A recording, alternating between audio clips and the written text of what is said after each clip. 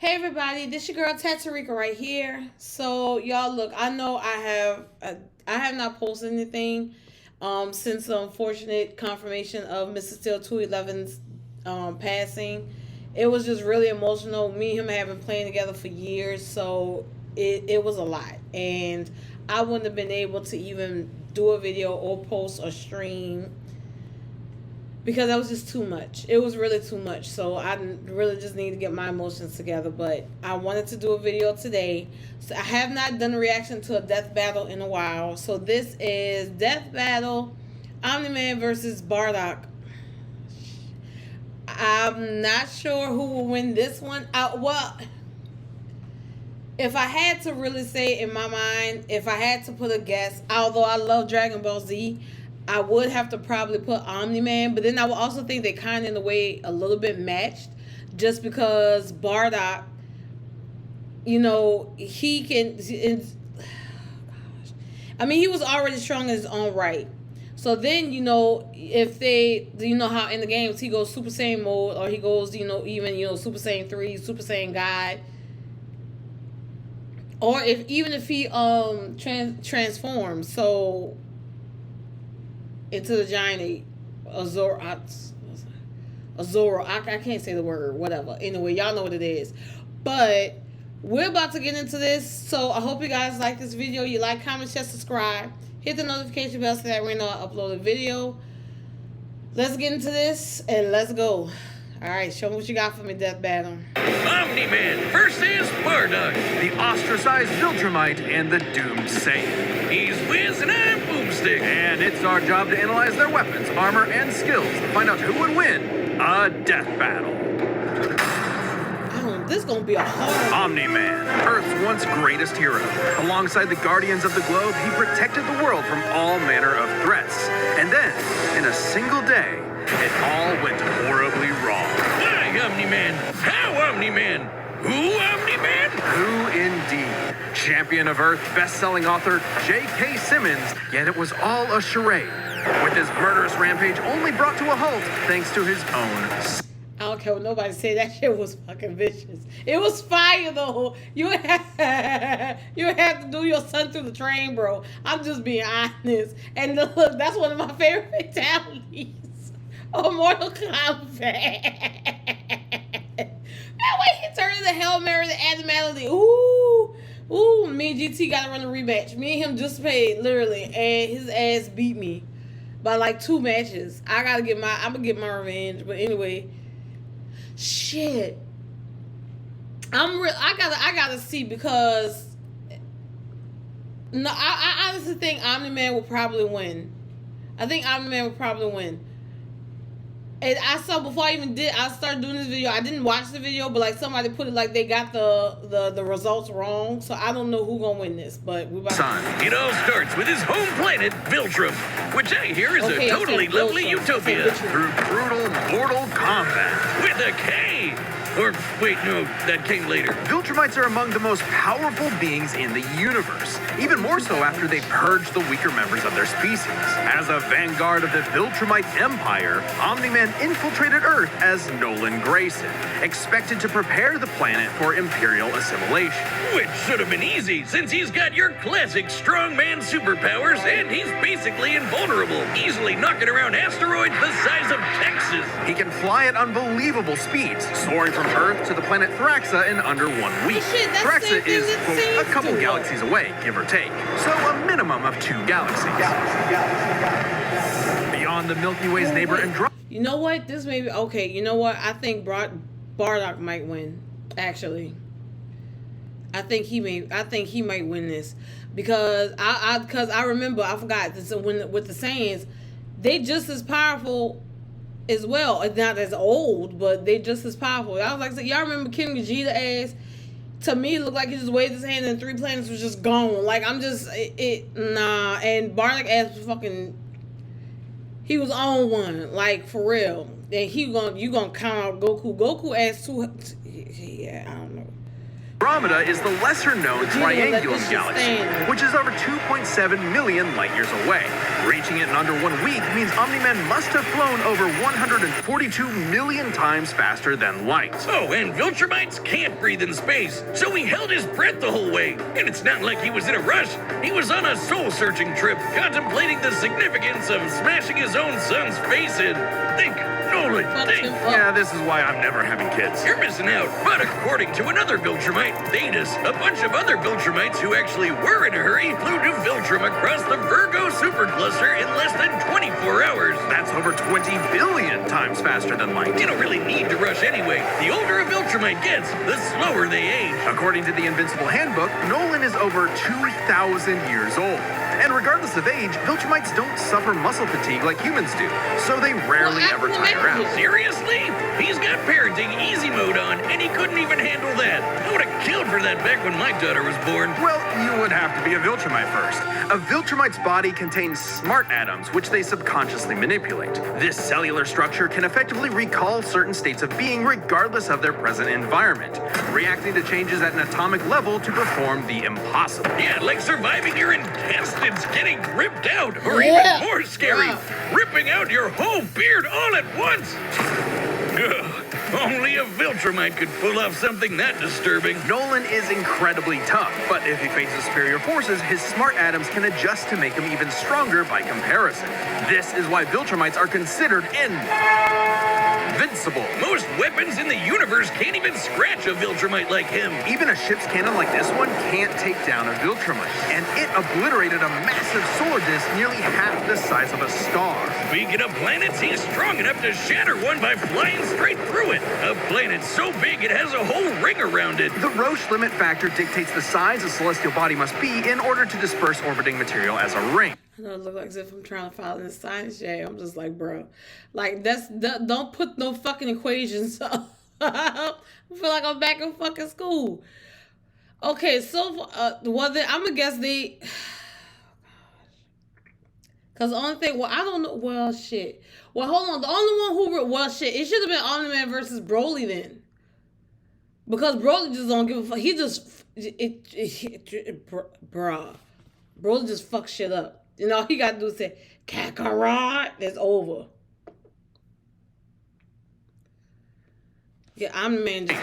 In short, an Earth-sized planet can't support such a ring, meaning this one must be much larger. And don't get me started on how the ring is actually made up of dead bodies, because, spoilers?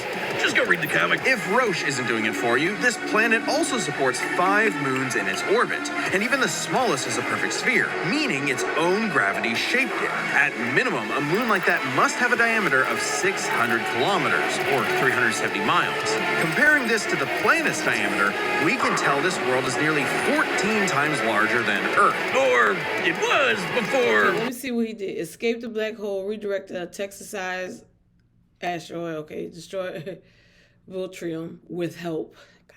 Goddamn. Your own fucking home planet. Flew between galaxies and under a week slaughtered the guardians of the globe. Yes, he did. Can do Fortnite dances with the best of them. Defeated Invincible, Alan the Alien, and Space Racer. Which... You know, kablam! Now, Omni-Man does have his weaknesses. Monsters like Ragnar's can pierce Viltrumite flesh, and he's extremely sensitive to a specific high-pitched frequency, which can destabilize his body's equilibrium. But his real weakness turned out to be, you guessed it, fatherhood. Thanks to his son Mark, Nolan began to re-examine his perspective and his place in the universe. He settled down in a new place, got himself a new job, and even had a new kid with his new wife, who's a bug. The bug lady, he banged a bug. Why, Omni-Man? How, Omni-Man? Hey, everyone deals with parenting stress in their own way. When Nolan was lecturing to Mark about how insignificant people are, Mark wasn't the only one he was trying to convince, if you catch my drift. Nolan Grayson's real mission isn't planetary conquest or saving the innocent. It's to discover if a violent man who can break the world can also be a good father. Godspeed, Omni-Man. Red licorice or black licorice? I say. Boy, that's like asking like for a red or purple Skittle. Get the fuck off my screen, bro. Oh, you think you've had licorice? In the Bardock. far reaches of the cosmos laid a world with a people like no other, born and raised to do just one thing: fight. The Saiyans, a proud warrior people from the planet Vegeta, ruled by, King Vegeta. Well, narcissist punch. Exactly. Their pride blinded them to the truth of their impending doom. But perhaps one Saiyan represented the best of them, even during their waning glory days. Bardock! He's cool, he's crude, he's got a bad attitude, and if he goes apeshit, you're totally screwed. Heck, and guess what? He's father of Goku. Oh wow, I never would have guessed. Right? What a curveball. So what does that make Turles? Who? Bardock was a cold-blooded killer, ruthlessly he was. conquering planets in service to the Saiyans' true overseer, Lord Frieza. They didn't just conquer planets, they wiped. So he over 30 years old. I'm guessing 9 times out of 10, what Goku probably was shit now. He's probably in like his 50s or fucking 60s. But before they redid everything. But my guess is, so he's probably, I'm going to say about like 34, 35.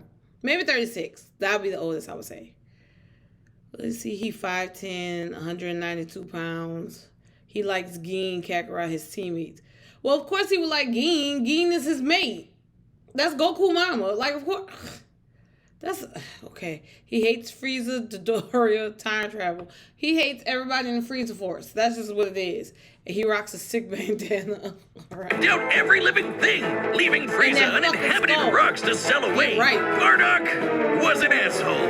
Well, until he wasn't. Bardock's story has evolved over the years, with multiple iterations to draw from. Including one where he's a brilliant scientist. But only one is considered officially canon. Bardock's demeanor began to shift when he met and eventually married fellow warrior Gine, and had 2 sons, Raditz and Kakarot. No, Bardock didn't go totally soft. He was still a ruthless warrior. You know that iconic red headband of his? It's stained with the blood of his fallen friends. Hardcore. Bardock could fly, move faster than light, and was naturally adept in using his ki as an explosive weapon. AKA shooting lasers from his hands. True to his brutal screw you nature. Now, his Kai manipulation. Let's get Ki. Y'all say Ki. I say Kai. Get over it. I say what I want. Anyway, so final spirit cannon, flight, full power, energy wave, future sight, rebellion hammer, rebellion spear, great ape, and super saiyan. So, but then 9 times out of 10, I will also think it would not be hard for him to literally go ahead and ascend super saiyan. He could literally, man. Bardock's moves are all about overwhelming power. His final spirit cannon is like a ki-powered bazooka. His rebellion hammer punching enemies on contact. And his rebellion spear basically turns him into a supercharged battering ram. The guy has no chill. He will run you over, break your spine, light you on fire, and then move on to the next guy. All in a day's work for a Saiyan. Marriage didn't change that. While Bardock cared for Gine, in fact being one of few Saiyans of his time to actually have a romantic partner, he was still no family man. Like most Saiyans, he saw his sons as nothing more than future soldiers. Bardock was a low-class warrior, so it was unlikely his kids would grow up to be anything more than battlefield fodder. But they would still possess the Saiyans' power, a transformation that was the key to their planetary devastation. Big Monkey! Under the light of a full moon, a Saiyan with a tail manifests the Uzaru. This great ape form increases Bardock's power tenfold, turning him into an unstoppable kaiju. Quick, someone call Yajirobe! While some Saiyans can maintain control over this berserker form, low-class warriors like Bardock don't receive the same level of training as those of higher birth. Prince Vegeta's control is so precise he can speak while changed, but Bardock cannot. Hell, it's questionable if he even remembers everything that happens when he goes full tilt gorilla. The Saiyan strategy is pretty much just monkey see, monkey smash. Despite being low-class, Bardock's power level nearly matched that of King Vegeta, who could destroy multiple planets at once. That's what I was talking At about. about this time, King Vegeta's power level was around 10,000. Yeah, we know power levels are kinda janky. Nobody can agree on what the number really means. Outside of his fight with Gas, Bardock doesn't really show any high-end feats in canon, but we can use power levels to compare him to other characters with similar levels to better understand his potential. Like when his son fought Prince Vegeta. What's the scouter say about his power level? It's over 8,000. Yeah, the dub changed it to fit Vegeta's lip flaps, but we only cover the cold hard truth, damn it. According to this movie pamphlet, Goku's power level between his fight with Vegeta and his trip to Namek was 10,000. This lines up with that previous reading and puts him on par with Bardock. Goku's training during the trip eventually raised him to 90,000 upon arrival, but this gives us a clear window. Yeah, early in the trip, he had to dodge a bunch of incoming asteroids and blast his ship away from a star, which is impressive considering the speed involved. The planet Namek is outside Earth's quadrant of the universe, and it took his ship 6 days to make the journey. Traveling a quarter of the universe's diameter would put the ship over 9.5 trillion times the speed of light. And Goku would have had to keep up with that Where kind. y'all get all these numbers from? All right, anyway, so one of the strongest sayings of his time, of course. When my guess is what Vegeta did, King Vegeta did, with just destroying the 3 planets all at once, I honestly think Bardock could do the same fucking thing, honestly. And especially if they were so close in power level. No wonder Vegeta and Goku were so close together in power, but Vegeta just couldn't get up there. And Goku trained that shit without his fucking tail. And he beat Vegeta. Oh, fuck. Okay, held off on attack by thousands of elite soldiers. Of course he did. Conquered many planets, including the Cereal Planet, the planet Cereal, and okay. Gained future sight from Tula. Saved Goku from Frieza's extermination. Defeated Team Dodoria, Chill, Gas, of course. And the speed to do all that other stuff. Makes sense, given far weaker characters could reach the moon in a fraction of a second. Should be trivial enough for Bardock. All this speed and power meant when Bardock and his team assaulted the planet Cereal, they went cheerio. Bardock ravaged the planet, annihilating its people, until he found 2 survivors, a mother and her child. Some may call it weakness, others a moment of clarity, but Bardock was suddenly reminded of his wife and recently born son. He chose to spare the 2, and even pushed himself far past his limits to protect them from his own Frieza Force allies, who taunted that Frieza had dire plans for the Saiyans' future. This moment changed Bardock, making him more appreciative of his family and cautious of Frieza. When all the Saiyans were called back to Planet Vegeta for mysterious reasons, he had a hunch something was up. So before his final stand, smashing through hundreds of soldiers before coming face to face with the tyrant, he sent his youngest kid away for protection. A choice that allowed his son to thrive. And hey, that's what good parents do. A choice that would have a greater significance than Bardock could ever imagine. And then Dildo Dickhead blew them all up and he died. Or did he? Bardock got killed so freaking hard. I don't ever slow up, no I don't take shit. I got no love for the fakeness. If you wanna play tough and wanna hate this, I'll always show up. I don't ever slow up, no I don't take shit. I got no love for the fakeness. If you wanna play tough and wanna hate this, I'll always show up and make a statement. I don't ever slow up, no I don't take shit. I got no love for the fakeness. If you wanna play tough and wanna hate this, I'll always show up and make a statement. Everything I do so instinctive and so passionate. Every word I move so descriptive like an adjective. I got a vendetta against people who patented being negative when you should be getting after it.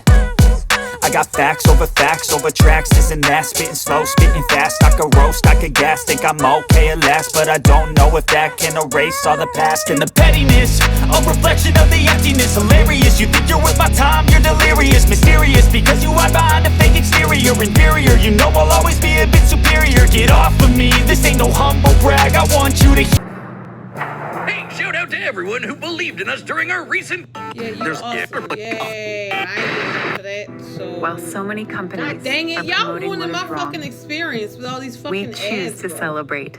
Let's go backwards. All right, the combatants are set, and we've run the data through all possibilities. It's time for a death battle!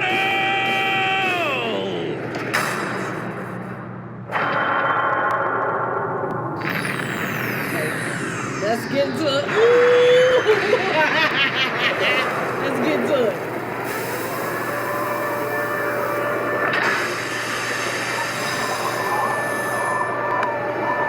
Great. Another gross bug planet.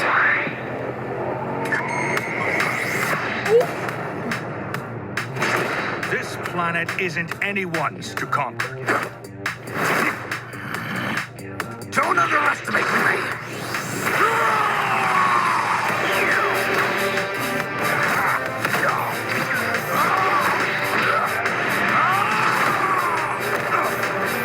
Just like my son, sticking his nose in places he's not ready to. My sons would kick his ass. Ooh, yeah, okay, well, Goku for sure. Raditz maybe. I don't know. Like Raditz got a train, but oh my god. Get it? Oh, you ain't about to just use my shit, bro. Ooh. That's fucked up. Okay, now. Whatever you are. Oh, transformation time. Let's get it. Wait till you see the real power of a Saiyan. That's one. Okay, I think Bardock might win this actually. Might. Am I supposed to be impressed? Oh shit, never mind.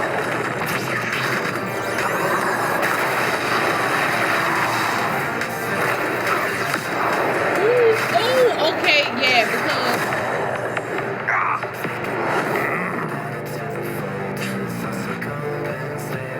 he there.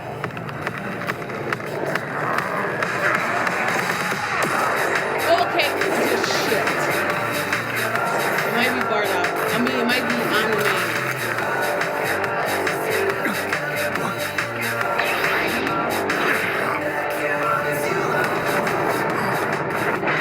Shit. How you gonna use his own tail and hit him?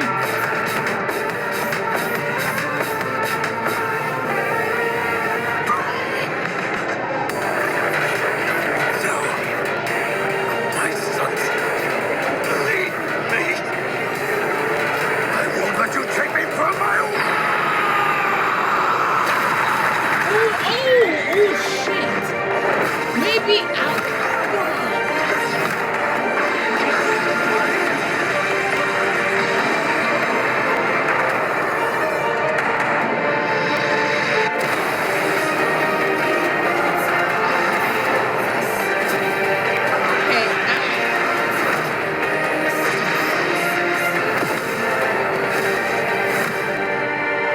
Your time is up!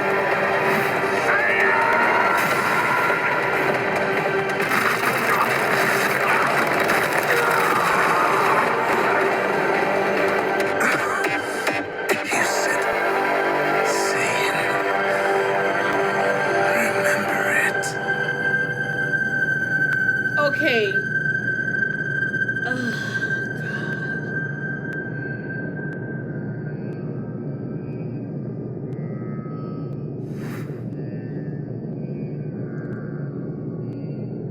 Fuck.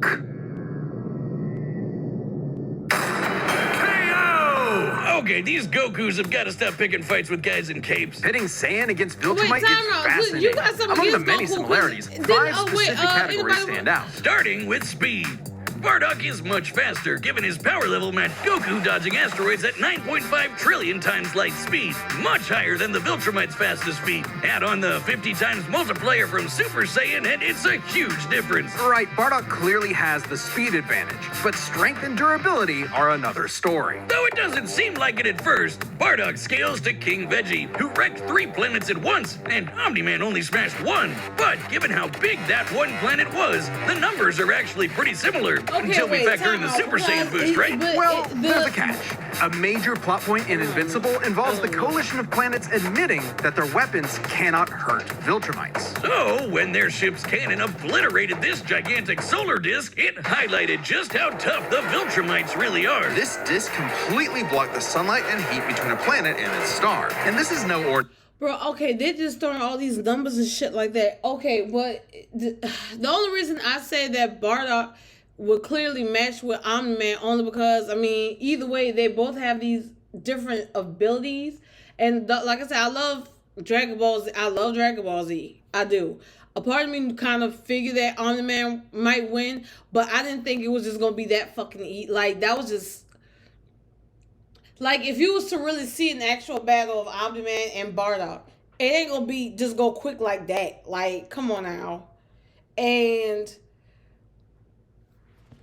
if anything, I would think Bardock, like, literally, it's the same thing that Goku would do. Like, fight him head on first. Then the first thing he do is use the Azuru form. Then transform into the Super Saiyan. But if Bardock can already go to Super Saiyan, 9 times out of 10, he's going to already be able to, before this battle even happened, I would say, that he will be able to go over, ascend. That's the word, ascend. Like, he should already have probably would have reached them higher levels of Super Saiyan. So, I don't know. Because they throw all these fucking numbers and Ordinary planet. Its size and density are so high that its inhabitants are as strong as Viltrumites just due to living in its natural gravity. To fully block the light to such a planet and remain in consistent orbit, the disk would need to be positioned at its L1 point, the spot that creates an uninterrupted view. That's 24 zeros! Which makes Omni-Man over 11,000 times stronger than base Bardock. Not even the Great Ape or Super Saiyan forms could make up that difference. So strength goes to Nolan. Still, numbers aren't everything. As far as versatility and combat goes, neither had one distinct advantage that could win outright. Omni-Man survives in space for much longer, but Bardock barely squeaks out the edge here thanks to his ranged versatility with key attacks and, of course, Super Saiyan. Okay, let's address the Super Saiyan Bardock thing. It's perfectly fair to question whether or not the form should be in this comparison at all. However, even with the form included, Nolan still takes this, especially when it comes to our last two categories, experience and stamina. Yep, Omni-Man's been around a lot longer than Bardock, over 2,000 years, and even with Super Saiyan, Bardock's no master of the form. And without that mastery, the form drains the user's energies at an increase. Okay, experience I can see because, of course, Omni-Man is older. He's over 2,000 years old. But as far as stamina, I would have gave that to Bardock only because the fact of the matter is, Omni-Man, since, you know, he goes to Earth, he can defeat anybody if he's invincible. There's the one that's pushing him to his limits. With Saiyans, they always are fighting opponents that pushes them to their limits. So I would have given that to Bart. Okay, I don't know. I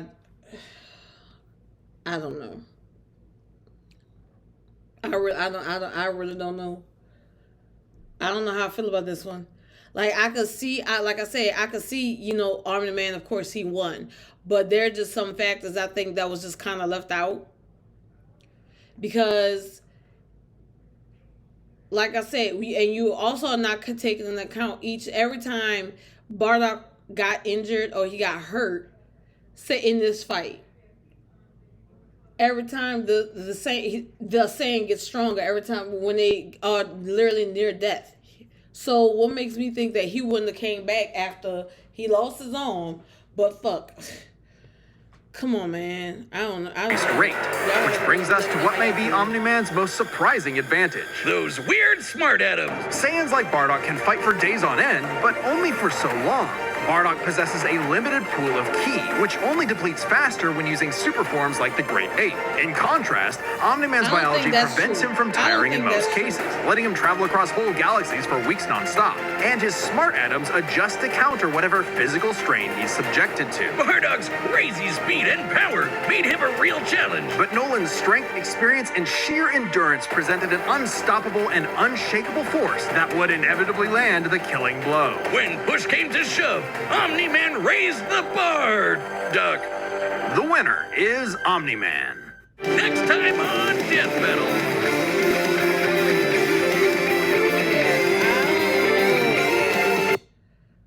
Like I said, they should have done Omni-Man. Well, shit, I don't know. I really don't know.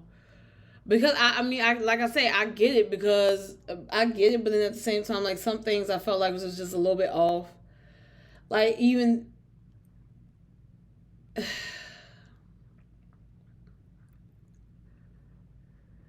Because only thing is with the Super Saiyan transformation that continued to raise his power level. If Omni-Man was just at his base level, he wasn't doing anything that was increasing his power. It's just power that he has. But I don't know. Y'all gotta let me know what y'all think of this. Like again, I can see why Omni-Man won, but there's just some things that kind of just, I don't know. I don't know. Y'all let me know what y'all think of this Death Battle. If y'all feel like they got the result right. Like I said, I know I love DBZ, but I thought Iron Man was gonna win, but just because the fact of the matter is he's a super fucking alien. But like then you got him going against another another fucking alien. Like I don't know. But anyway, y'all let me know what y'all think of this video. I hope you guys like the video. You like, comment, share, subscribe. Let me know if y'all really feel like they got the result right, or their reasons for how the fight went was correct, because they throwing away all these fucking equations and numbers and shit. I'm just like, say y'all kind of thinking out y'all ass, because none of us really knew what Bardock's. With Bardock, I really feel like he was stronger than King Vegeta, and the only reason I say that is because of the way it follows the same way with Goku and Vegeta. But with Bardock, he was just basically trying to, how can I say it? You know how, okay, like say if King Vegeta knew, it would have been another Broly situation. How about that? If King Vegeta knew that Bardock was stronger than him, it would have been a whole big fucking thing. Like that's my reasoning. But anyway, I hope you guys liked the video. Like, comment, share, subscribe, hit the notification bell so that when I upload a video. RIP to my boy, Mr. Steel 211. Hashtag trash. But I love y'all. I'm gonna see y'all for the next video. Later.